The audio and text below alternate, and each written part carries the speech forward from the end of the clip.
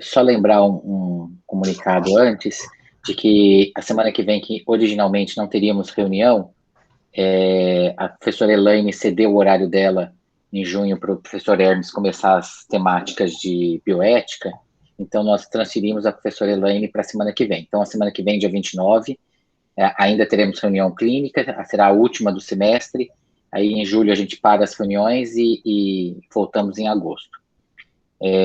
Obrigado por todos estarem aqui. Rosana, obrigado por ter aceitado dar aula hoje no departamento. A professora Rosana vai falar sobre o consultório infanto-puberal em ginecologia hoje para a gente, fazer uma atualização em infanto-puberal. Rosana, todo seu. Obrigado por estar aqui com a gente hoje. Obrigada, Júlia. É um prazer estar aqui com vocês. Júlio, eu acabei mudando o tema da minha aula. A Ilza até compartilhou, então acho que as pessoas estão sabendo aí. Eu vou falar sobre síndrome de hiperestimulação ovariana, o que o ginecologista, né, e o obstetra precisam saber, porque é um termo, assim, é uma complicação dos nossos tratamentos. Vocês estão vendo a minha tela, gente? Tá começando a compartilhar. Tá, entrou, agora entrou. Entrou? Entrou. Engraçado, eu não estou vendo ainda. Só que tá a sua tela do Google Meet ainda, não tem apresentação. Eu vou parar e começar de novo, porque eu estou achando que está demorando muito, tá? Espera aí. Engraçado. A importância desse tema, né, é porque, assim, é uma complicação dos tratamentos, a gente sabe que reprodução assistida, gente, parece que é brincadeira, né? Outro dia foi com o Carrara que aconteceu isso. Eu juro que eu estou fazendo tudo certo. Eu estou indo com a tela inteira.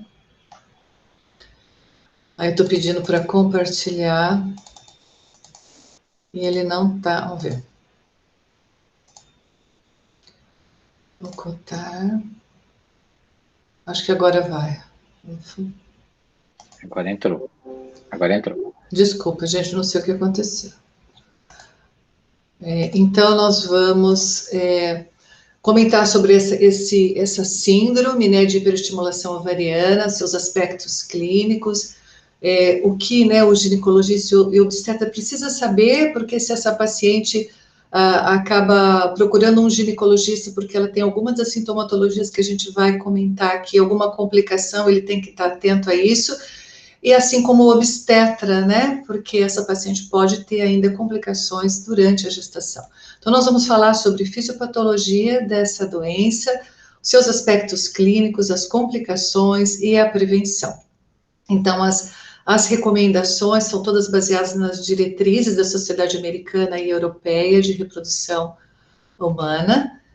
Então, a síndrome, né, ela tem um potencial, assim, para complicações graves em ciclos de hiperestimulação ovariana controlada, que é a fertilização in vitro, né? E a incidência de formas leves, vejam vocês que não é baixa, de 20% a 30%, no entanto, as graves, né, que tem esse potencial maior para complicação, é de 1% a 5%.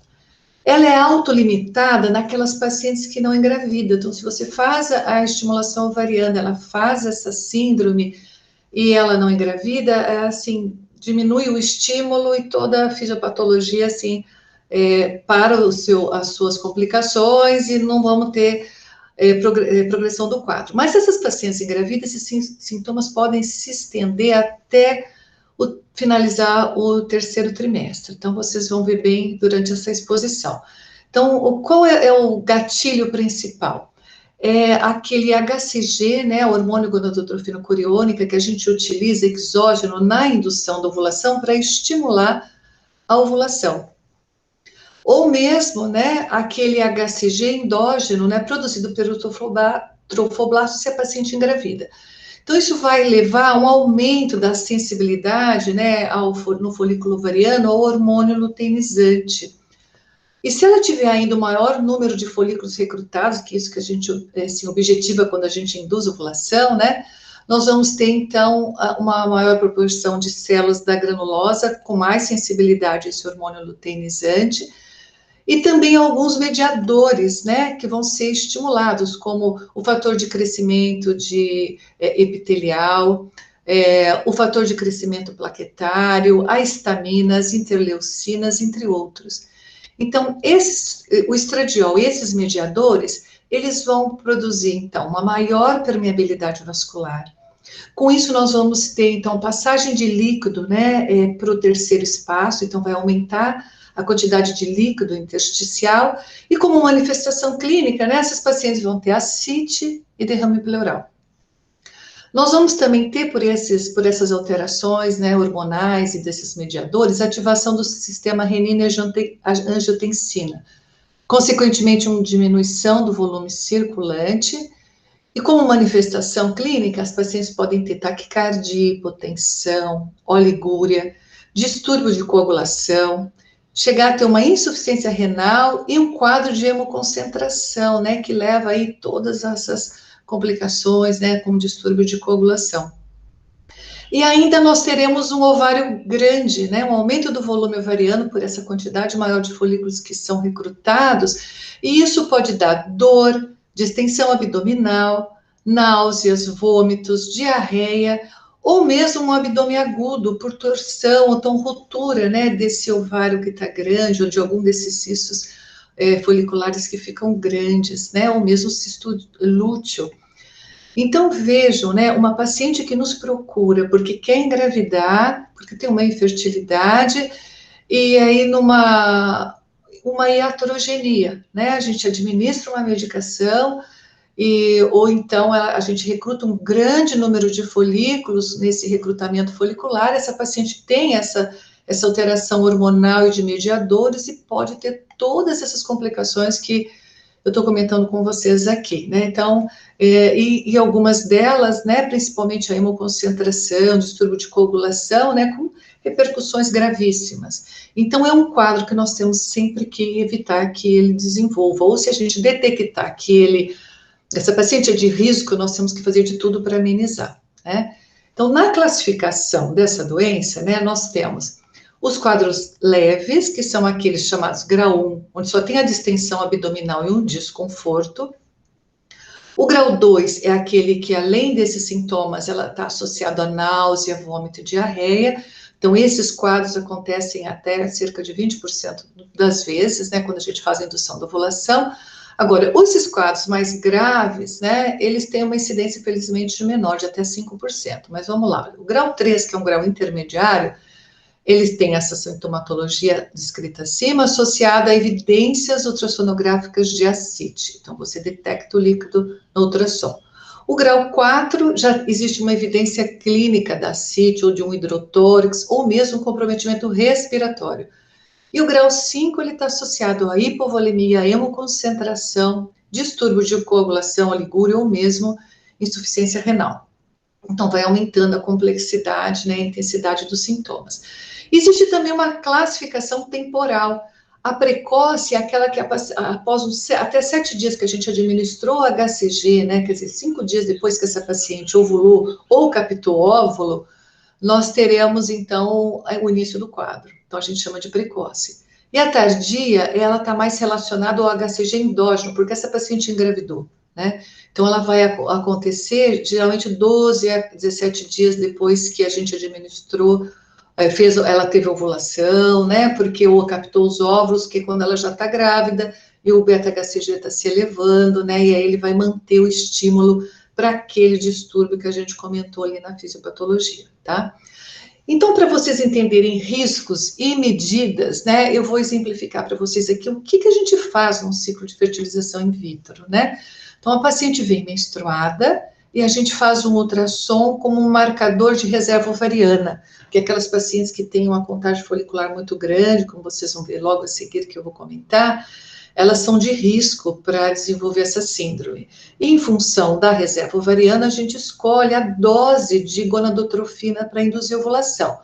Uma dose baixa é uma dose de 150 unidades de gonadotrofinas dia, seja LH mais FSH, ou seja só FSH recombinante. E uma dose de 300, né, é uma dose alta, a gente, assim, normalmente não utiliza dose maior que essa por dia. Então, em função da reserva ovariana, da idade da paciente, do ciclo prévio que ela já pode ter realizado, a gente escolhe a dose. E ela vai administrar diariamente. Claro que conforme vai crescendo os folículos, vai elevando o estradiol, para não ter um pico precoce, né, de LH, porque o estradiol se eleva, a gente bloqueia a hipófise. Então, a gente utiliza o antagonista do GNRH, é o nosso protocolo preferencial, porque ele de imediato bloqueia a hipófise, então não deixa ter a luteinização. Quando a gente detecta no ultrassom que os folículos estão de um tamanho adequado, 18, 19 milímetros em média, pelo menos 2 deles, a gente entende que esse recrutamento folicular, né, nós temos folículos já considerados aptos para a gente desencadear a ovulação. E aí a gente faz o chamado triggering, né, com o HCG. O HCG, ele é muito similar ao LH, né? Ele tem uma vida média maior, então a gente utiliza o HCG para desencadear a ovulação. Então a gente sabe que 36 horas depois a paciente vai ovular. Então, cerca de 35 horas a gente capta os óvulos. Por isso aquele estresse que vocês veem que a gente tem no laboratório em relação à pontualidade do anestesista, né? Porque a gente trabalha com hora marcada mesmo. Aí nós vamos lá antes que os folículos se rompam e nós coletamos, né, com ultrassom abdominal, via vaginal, desculpa, os folículos, né? Então, aqui já é a transferência de embrião. Nós vamos fazer, então, uma transferência de embrião depois que a paciente, em 2 a 3 dias pós a captação do óvulo, né, quando nós já temos embriões com 4, 8 células, ou mesmo em blastocisto após 5 dias. Então, nós transferimos o embrião aqui para dentro do útero da paciente, guiado por ultrassom abdominal. Geralmente a gente coloca no máximo 2, e os embriões sobressalentes, que às vezes a gente recruta 4, 5 ou 6, hoje em dia não mais que 8, a gente pode inseminar, a gente congela, né, para uma futura gestação. 14 dias depois a gente detecta se ela engravidou ou não.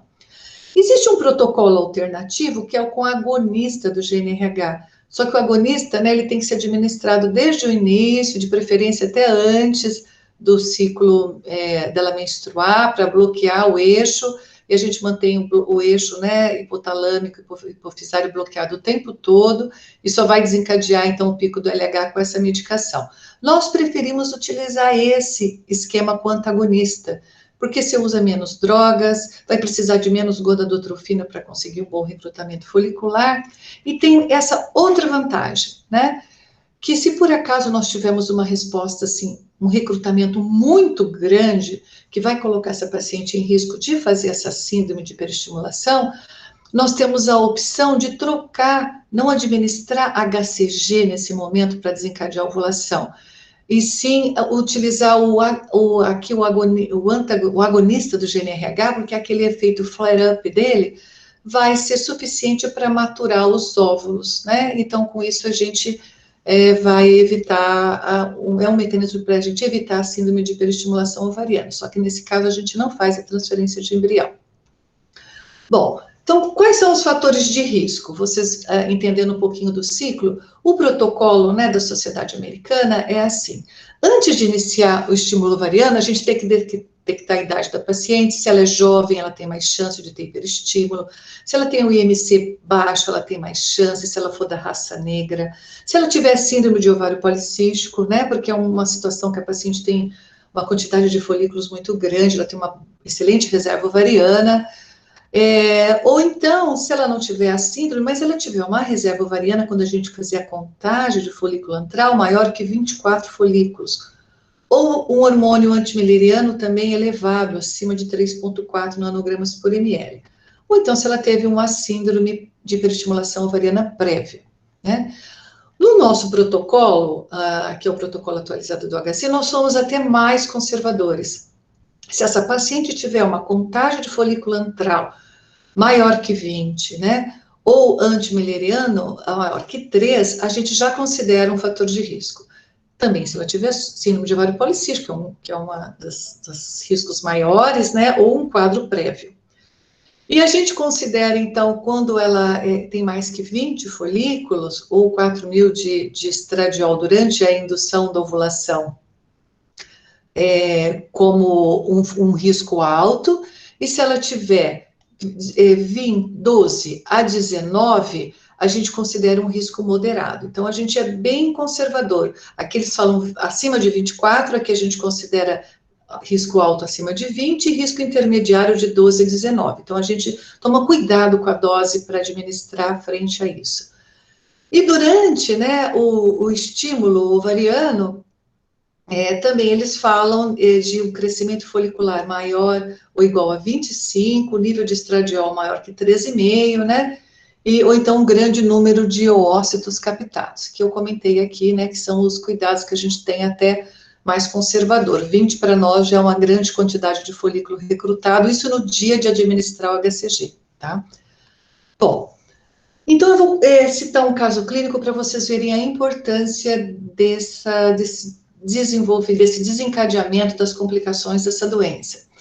Uma paciente do nosso serviço de 34 anos, branca, com relacionamento homoafetivo, casada há 6 anos, nos procurou porque desejava engravidar. Ela era noligesta, tinha ciclos menstruais regulares, então ela tinha ciclos ovulatórios, o exame de histerossonografia mostrava, né, uma genital interna normal, ela tinha útero e trompas normais, o ultrassom também um útero normal e ovários, né, de tamanho normal.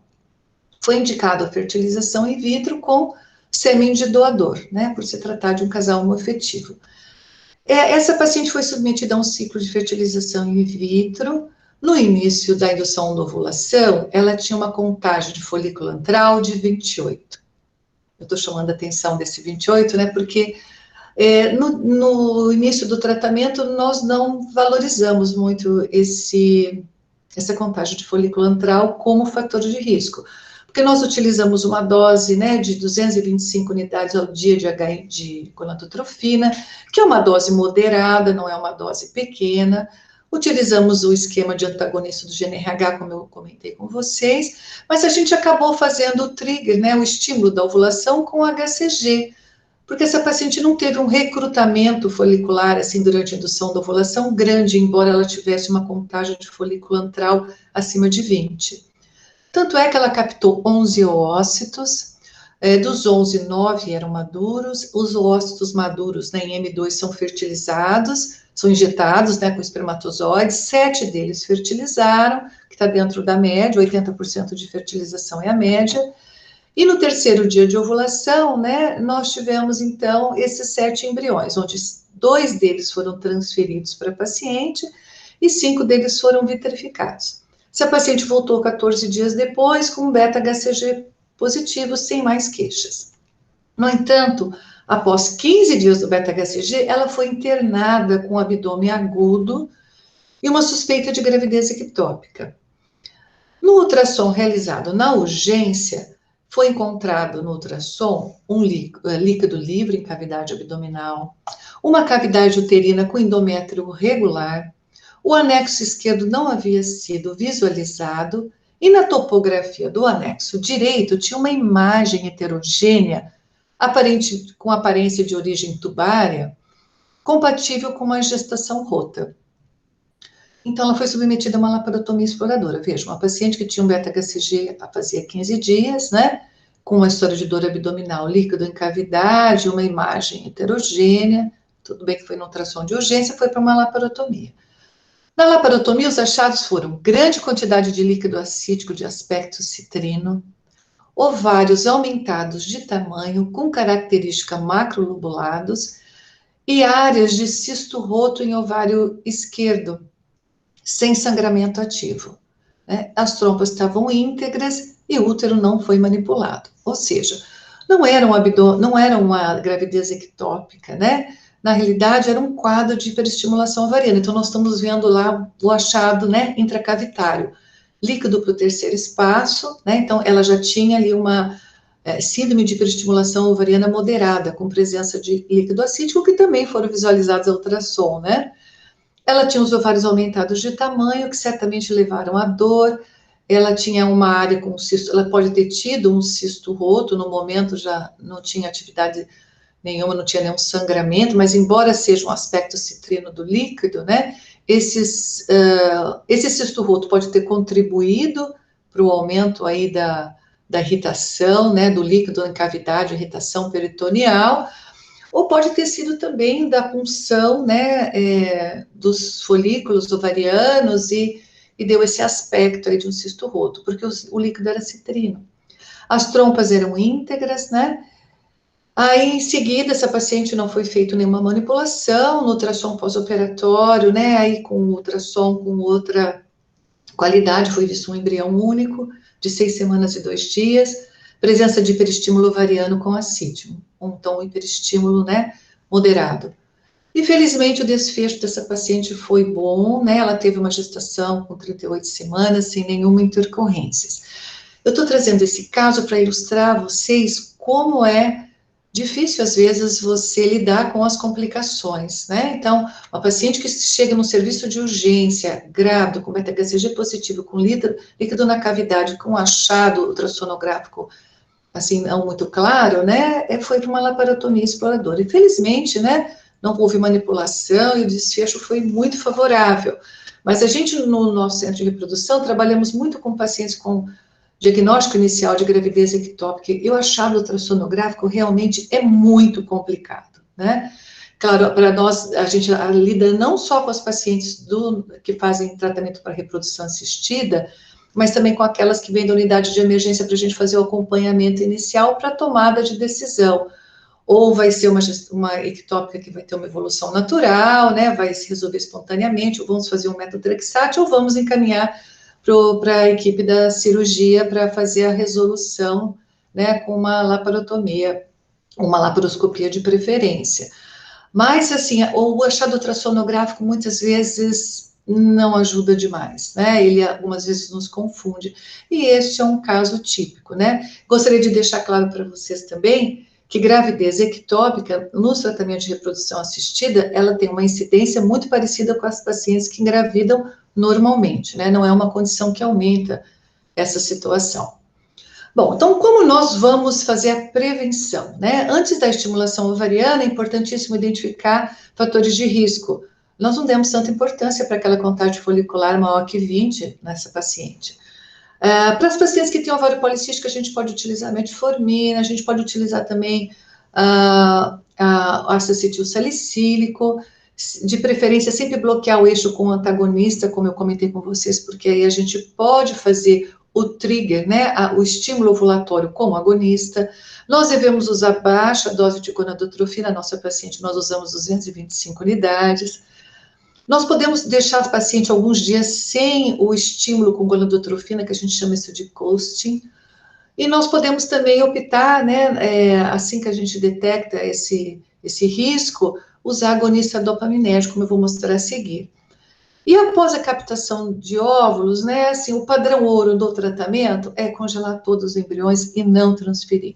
Não permitir que essa paciente engravide nesse ciclo, né, que já temos esse quadro instalado, porque se ela engravidar, ela vai ter o HCG, como a gente comentou lá, ele é um fator desencadeante de tudo, né, e vai manter esse quadro e a gente não vai ter controle, não tem assim, não é uma infecção que a gente usa antibiótico, a gente tem que ficar enxugando gelo, né? Então, a gente, de preferência, não deixar ela engravidar.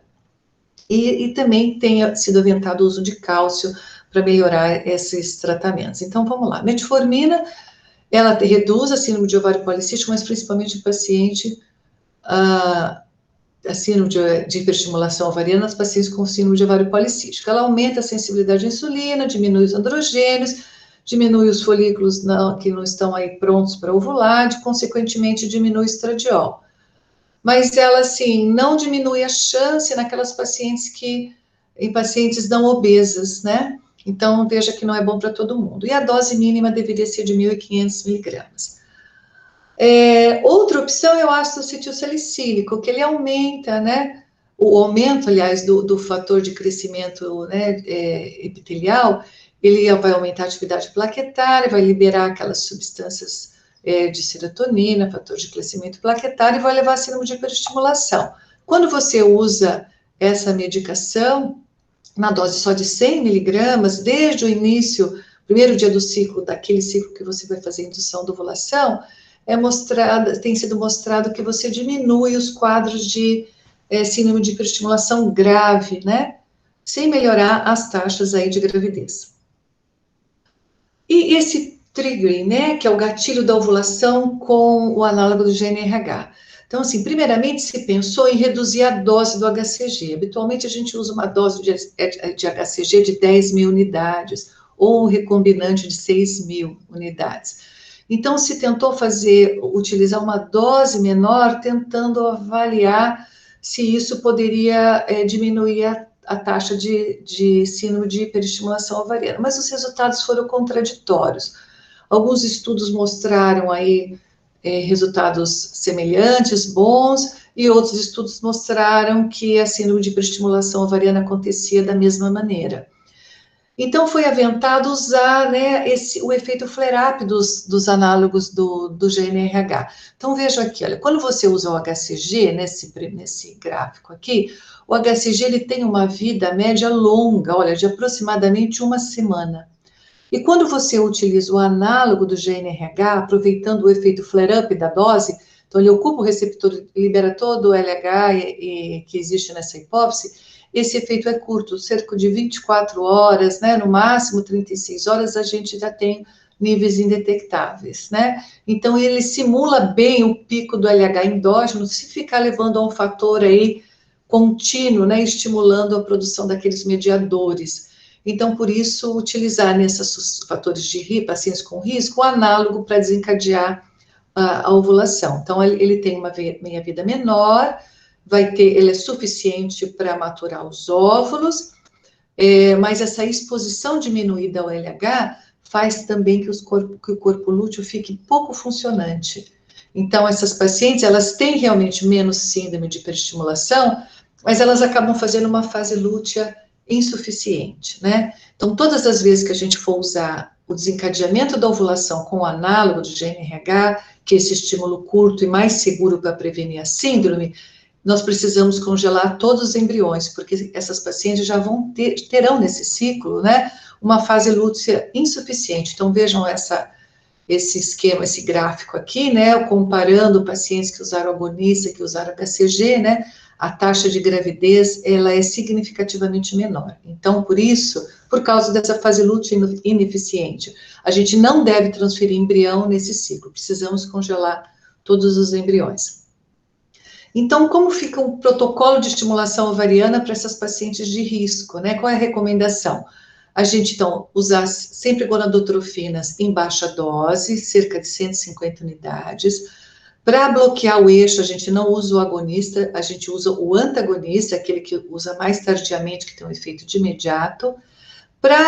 Quando folículos estão maduros, a gente vai desencadear a ovulação com o agonista do GNRH para aproveitar aquele efeito flare-up, que é cerca de 24 a 36 horas. Vamos captar os ovos, porque seguramente eles vão estar maduros, mas seguramente vamos ter uma fase lútea insuficiente, então nós não vamos transferir embrião e vamos guardar todos os embriões. Então, esse é o protocolo mais seguro, né? Para fazer o coasting, né, que é uma outra recomendação na tentativa de transferir embrião a fresco, né? O que é o coasting? É suspender as gonadotrofinas e continuar bloqueando o eixo, né? Você pode adiar até 4 dias a indicação do HCG, né? Com isso você vai ter níveis de estradiol assim, mais seguros e vão permitir, na tentativa, né, de permitir a transferência de embrião a fresco. Se você deixar um intervalo mais de 4 dias sem usar gonadotrofina para estimular a ovulação, a taxa de gravidez é baixa. Mas não há evidência, né, que esse coasting, né, essa medida, faça a prevenção da síndrome de hiperestímulo.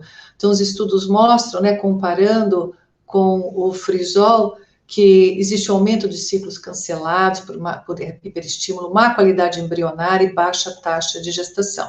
Então, a gente praticamente não utiliza, ou se utiliza no máximo por um dia, né? A albumina também foi uma prática que a gente usou bastante no nosso serviço um tempo atrás. Qual que é o raciocínio? Aumenta a pressão oncótica plasmática, diminui a saída de líquido para o terceiro espaço, elas também se ligam a substâncias vasoativas, então com isso a gente melhoraria ali a fisiopatologia da doença. Mas olha, a diminuição da síndrome de hiperestimulação moderada ou grave, né, próximo ao dia do ciclo, ela tem sido, estudos mostram que ela poderia prever isso, No entanto, as revisões sistemáticas mais atualizadas mostram que não previne e diminui a taxa de gestação. Além do problema, né, de ser uma droga que tem aí reações alérgicas, anafilaxia, transmissão de doença viral, ou mesmo doenças não identificáveis. Então, nós, assim, praticamente abandonamos o uso da albumina para prevenir essa síndrome frente aí aos estudos que foram, né, surgindo na literatura. Outra ferramenta terapêutica, né, são os agonistas dopaminérgicos, né, porque eles inibem a fosforilação do receptor aí do fator de crescimento epitelial tipo 2.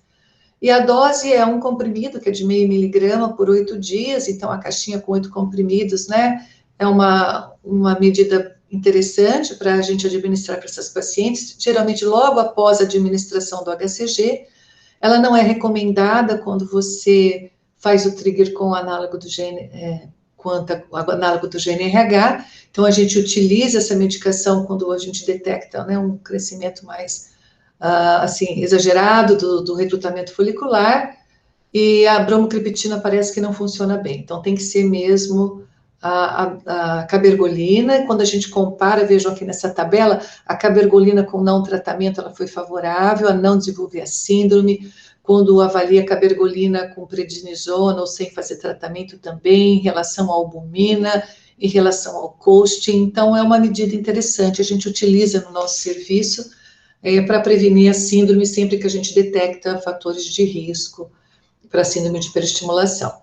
E a medida padrão ouro é a criopreservação. Então, a criopreservação, ela, de todos os embriões, para transferência em outro ciclo, ela elimina o risco da hiperestimulação ovariana tardia, né? Porque nós não vamos ter o pico endógeno de HCG. A meta-análise da Cochrane mostra aí que quando você faz essa medida, você diminui a síndrome de hiperestimulação de maneira significativa em relação, né, àqueles casos que você não faz congelamento e transfere embrião, e a taxa de gestação e nascidos vivos, independente se você transfere embrião no dia 2 ou 3 ou no estadio de blastocisto, são similares, então é uma medida bastante segura, né? Cálcio também tem sido aventado para utilizar para essa síndrome, né, para prevenção, porque vai aí inibir a via do AMP ciclo, diminui a secreção de renina, a síntese de angiotensina 2 e a produção desse fator de crescimento, né, que tem um papel fundamental na fisiopatologia da doença. Endovenoso, 10 miligramas de gluconato de cálcio a 10%, né, nesses dias aqui da captação e dias após. E os resultados mostram aí que o resultado é satisfatório e não tem taxas de gravidez clínica ou em curso que sejam afetados com essa medida. Então, também é uma medida para a gente atuar aí depois da captação dos óvulos, né? E para finalizar, né, existem casos, né, não tem evidências em algumas outras terapêuticas, mas que nós podemos pensar também no cancelamento de ciclo, naqueles casos assim que a gente vê que é muito grande o risco de ter complicações e risco até para a gente fazer a captação de óvulos, então a gente pode individualizar e cancelar aquele ciclo, principalmente se você não tiver uma infraestrutura, e não realizar novamente um tratamento nessa paciente que se mostrou tão de risco para essa doença, ela só é permitida para aqueles casos de fertilização in vitro em pacientes que têm síndrome de ovário policístico, porque outras pacientes não vão ter uma reserva ovariana tão grande, né, um número de folículos tão grande para facilitar que a gente faça uma fertilização in vitro com um ciclo natural. Bom, então eram essas as observações que eu queria fazer com vocês, queria chamar a atenção, então, que todo mundo precisa saber que essa síndrome existe, que ela pode ser evitada, e que ela, uma vez presente, né, desencadeada, ela pode ter manifestações aí graves, né, e que a gente precisaria tem tudo para poder evitá-la, né. Então, era essa quero parar a minha mensagem. Obrigado, Rosana, excelente apresentação, acho que é uma revisão sempre importante, né, porque a gente acaba lidando, nós da área da cirurgia acabamos lidando com esses casos, às vezes na urgência, e às vezes se a gente não tem essas informações, a gente acaba realmente fazendo uma iatrogenia, às vezes, com a paciente, né. Acho que o professor Filbert já